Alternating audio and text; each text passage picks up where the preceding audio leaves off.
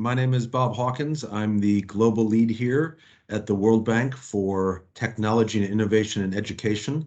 I'm very happy to be here with you virtually, although I missed the days when we were together face to face when Karis hosted so many of our joint ed tech and education policymaker workshops.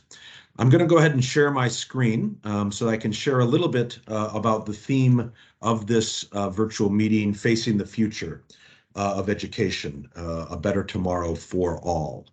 What I'm going to talk about here today is a bit of the work that we have been doing on blockchain and education, which is a relevant theme for the metaverse, in the sense that I think metaverse is sometimes conflated between a 2D interface such as Minecraft or Fortnite to the 3D virtual reality worlds, to some of the augmented reality, and some of the emerging spaces with regard to Web3 and the opportunities for ownership and transferability of digital assets on the blockchain. So I'm going to talk a little bit about some of this work, of the work we've been doing around blockchain, why we think it's exciting for the future, and why we think it's relevant for education. So first of all, let me talk about the problems that we're facing here at the World Bank. The first is, in education, these problems are chronic and repetitive.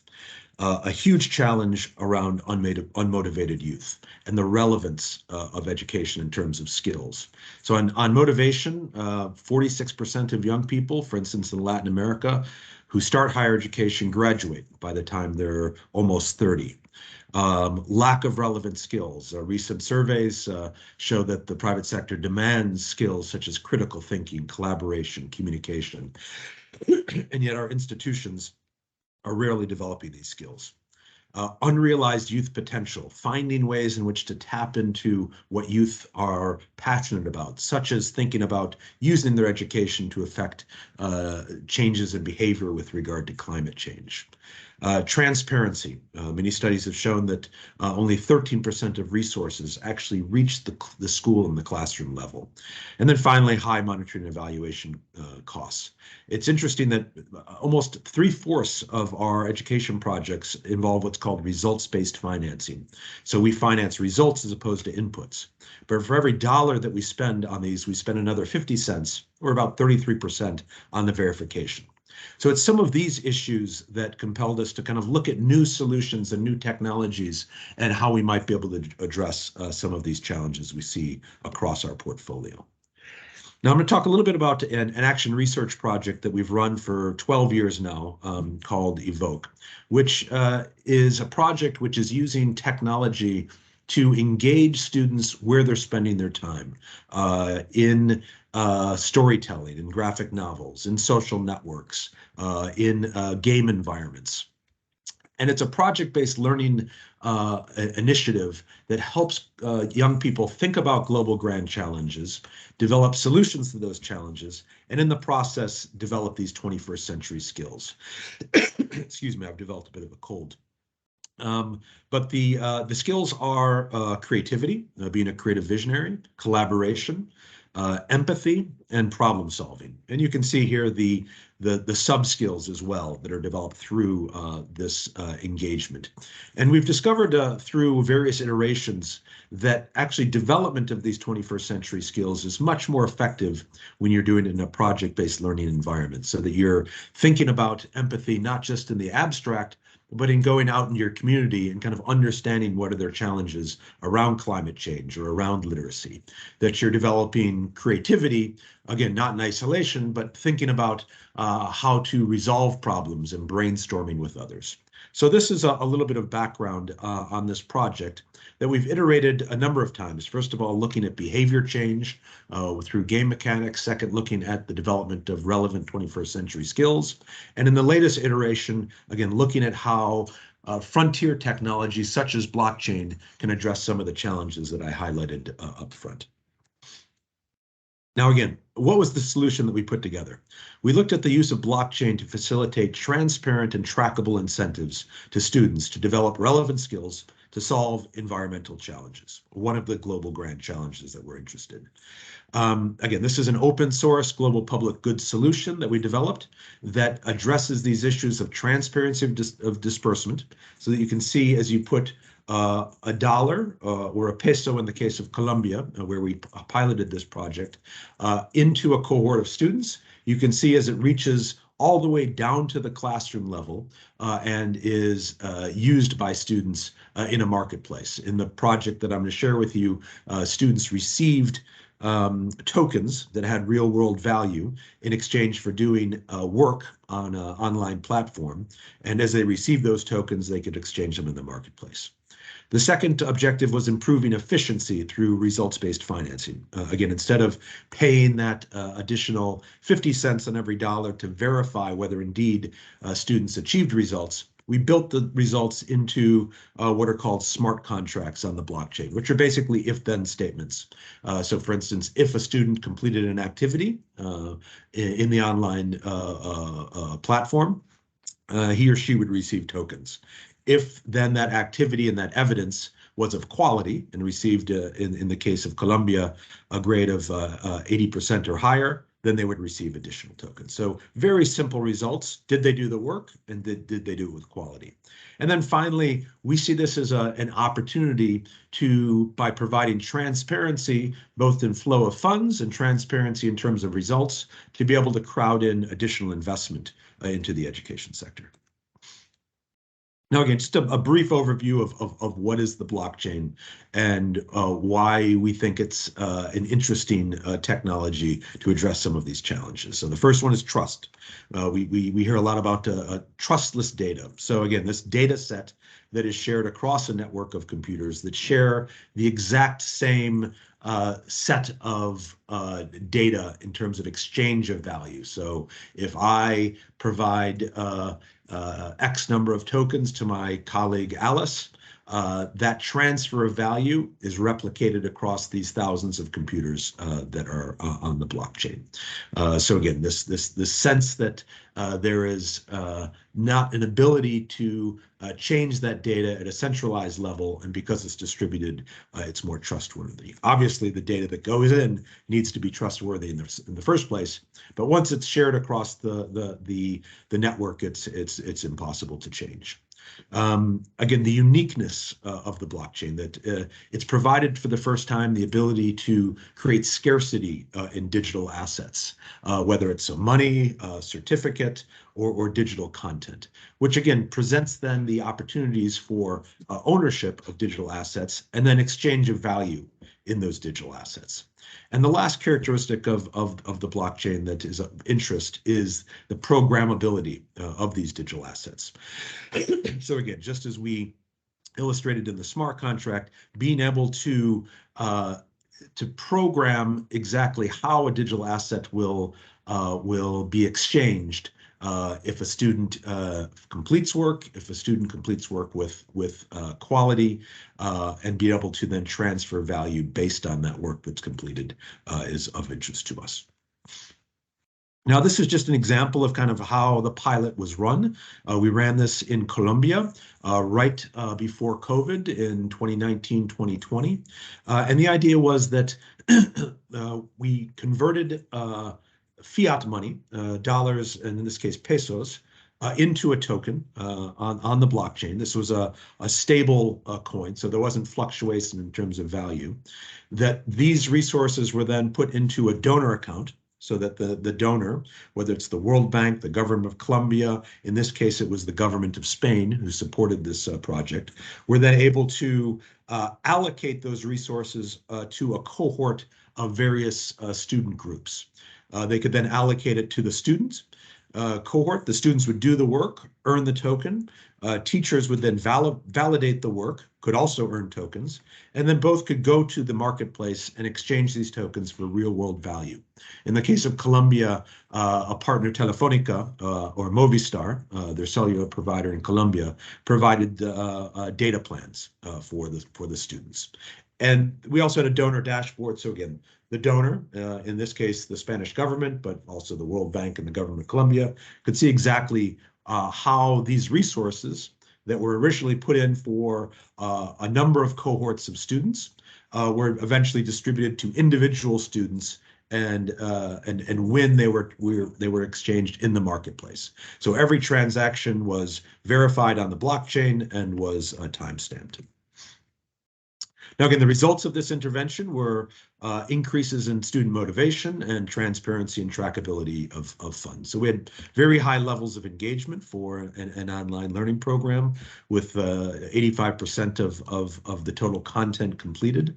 We had development of 21st century skills with almost 86% of the total number of students scoring 10 out of 10 points on the engagement metric, which was related to reading a graphic novel on the platform.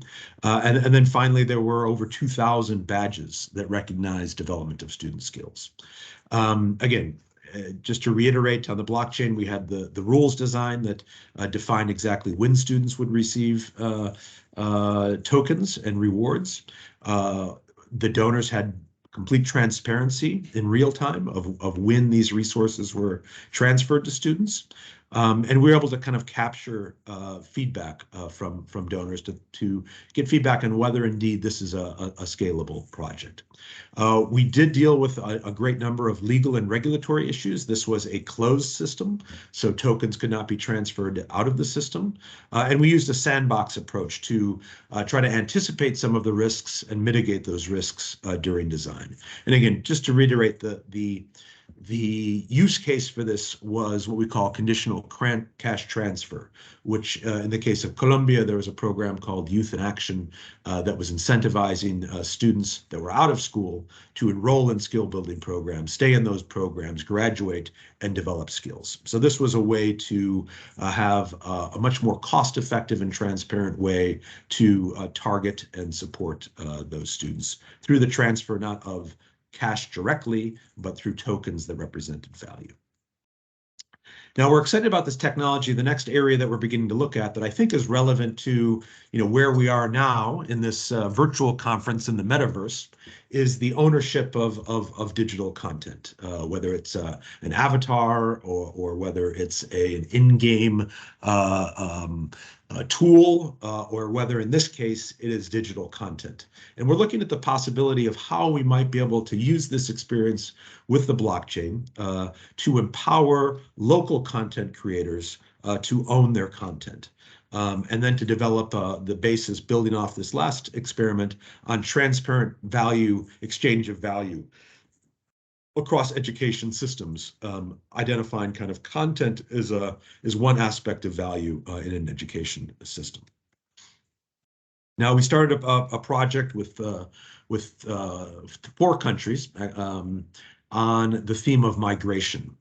We looked at Afghan refugees moving out of Afghanistan. We looked at the refugee and migration challenge in Colombia, both internal displacement and the Venezuelan crisis, as well as the migration north of youth in Honduras.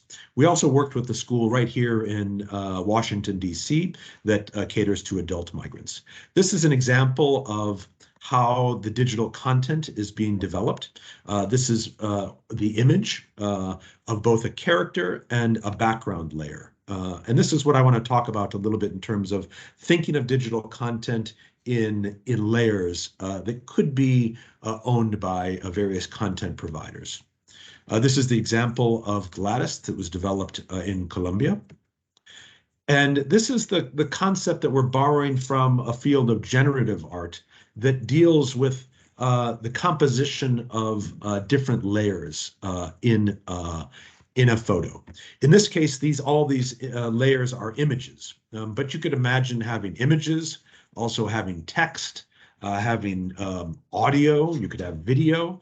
So again, thinking about digital content as a series of layers that could be composed in different ways and could be combined to form unique digital assets. And again, some of the layers that we're experimenting with is art. Again, you could have background layers, you could have technology characters, some of the narrative in terms of text, music. So again, the types of layers you determine are most appropriate for your digital content are varied. And you can imagine, for instance, having digital content that might have an art layer that is set in Bogota in Colombia and want to use that exact same digital content, but maybe do the background in Cali or Medellin, a different city in Colombia. You would be able to reuse all of the layers of that content and just change perhaps that background layer, recognizing all of the artists, storytellers, educational designers that have supported all the top layers, and just rewarding again and bringing a new artist into this network to create a background layer for Cali, for instance, for a different city. This is an example of exactly kind of what we did and how the composition of these layers have come together in the pilot. So as you can see, we have a couple of images. We have some dialogue. We have a voice layer that could be audio. And then we have some text that introduces the actual learning objectives. So again, research the internet, blogs, articles, magazines related to the global grand challenges and related to a problem affecting your community. When doing research, remember to use reliable sources of information. So this is the actual learning activity that the students would do. But again, this one panel would be one of, say, 24 that would tell a story and would also bring the students through an educational arc from understanding the global grand challenge, how it affects their community, what the problem is, what might be a solution, and then how to communicate their solution to this specific challenge. In this case, it's migration. So these are some of the experiments that we've been running that we think are portend maybe some aspects of the future of education that provide opportunities for, in the cases that I demonstrated, more efficiency in terms of transfer of resources, more transparency in those resources, opportunities to provide real incentives to students, as well as opportunities to provide real ownership to content creators. And ultimately looking at ways in which this could form an exchange of value across an education system that could actually take place in some form of a metaverse.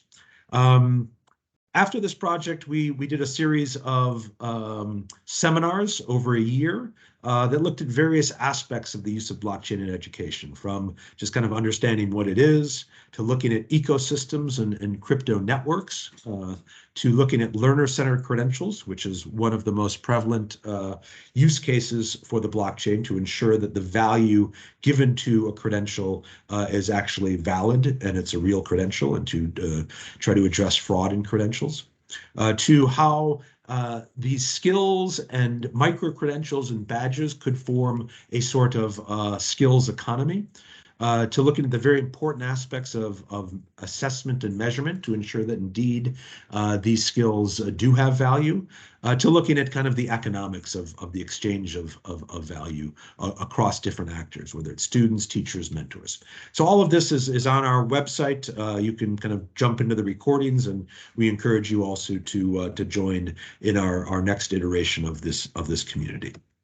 So let me stop there and thank you all very much for your time. I hope you found this interesting.